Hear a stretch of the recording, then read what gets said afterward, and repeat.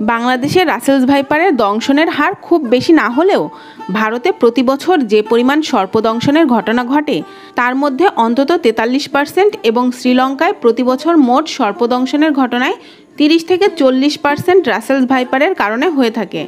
বাংলাদেশে রাসেলস ভাইপারের দংশনের হার খুব বেশি না হলেও ভারতে প্রতি বছর যে পরিমাণ সর্পদংশনের ঘটনা ঘটে তার মধ্যে অন্তত 43% এবং শ্রীলঙ্কায় প্রতি বছর মোট সর্পদংশনের ঘটনার 30 থেকে 40% রাসেলস ভাইপারের কারণে হয়ে থাকে।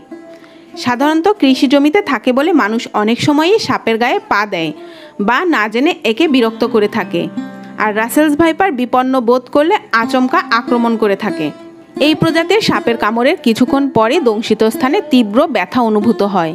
ব্যথার পাশাপাশি দংশিত স্থান দ্রুত ফুলে যায় এবং ঘণ্টাখানেকের মধ্যে দংশিত স্থানের কাছে শরীরের আরও কয়েকটি অংশ আলাদাভাবে ফুলে